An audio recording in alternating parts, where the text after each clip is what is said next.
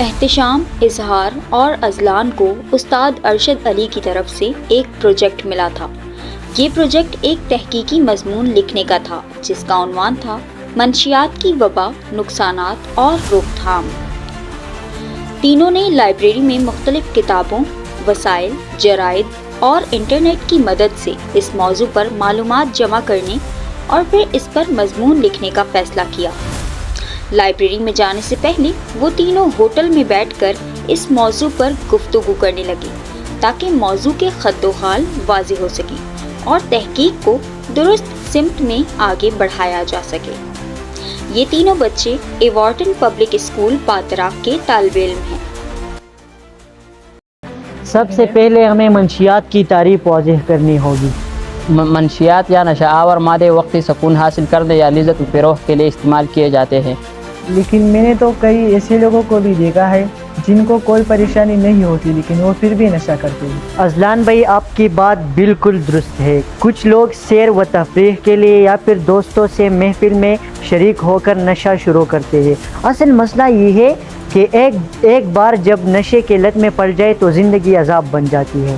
یہ تو نشے کی فوری اثرات ہیں جو ذہن پر پڑتے ہیں۔ اس کے علاوہ نشے کے اور بھی بہت سے اثرات ہیں جس سے صحت بھی خراب ہو جاتی ہے اور بھی بہت زیادہ مسائل ہوتے ہیں۔ میں نے کہیں پڑھا ہے کہ نشہ استعمال کرنے والا اپنا وزن کھو دیتا ہے۔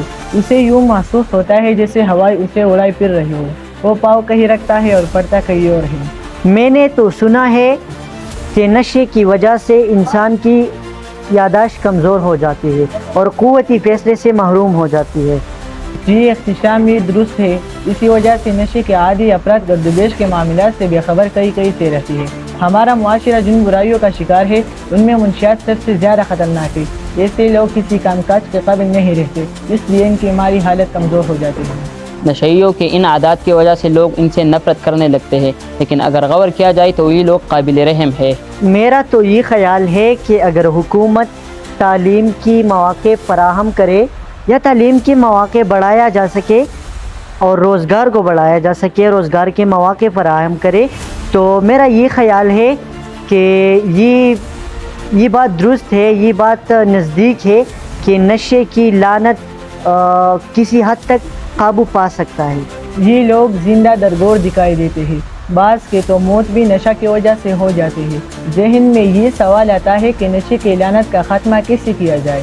اس لیے ہم جہت اور جامع منصوبے کی ضرورت ہے، اور سب سے اہم بات یہ ہے کہ نوجوانوں کو اسلامی تعلیمات کے مطابق تربیت دی جائے۔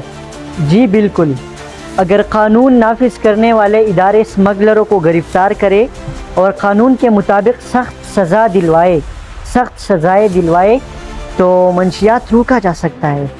اسلام نے نشے کو ام الخبائث یعنی تمام برائیوں کی جڑ اور ام الفواحش یعنی بے حیائی کی ماں قرار دیا ہے۔ اذلان بھائی، آپ نے بہت عمدہ بات کی ہے۔ ہمیں ذہنی، نفسیاتی، جسمانی اور اخلاقی صحت پر منشیات کے ان مضر اثرات سے آگاہی کی مہم چلانی چاہیے۔ جی بالکل ممکن ہے، اور وہ یہ کہ ان افراد کے علاج معالجے کے لیے ادارے قائم کیا جائے۔ احتشام بھائی، آپ کے بات درست ہے، کیونکہ منشیات کے پھیلاؤ کی یہی دو بڑی اسباب ہے۔ پہلا جہالت یا لاعلمی، دوسرا بے روزگاری اور فراغت۔ منشیات کی پھیلاؤ کو روکنے کے لیے ضروری ہے کہ منشیاتی اسمگلنگ اور تقسیم سے نمٹنے کے لیے قانون نافذ کرنے والے ادارے اسمگلروں کو گرفتار کرے اور قانون کے مطابق ان کو سخت سزائیں دلوائے، تو منشیات کی تجارت اور استعمال کو روکا جائے گا۔ بلا شبہ ہمیں منشیات سے بچانے کے لیے اور ہمیں منشیات کو کنٹرول کرنے کے لیے ایسے ہی جامع اقدامات کرنے کی ضرورت ہے۔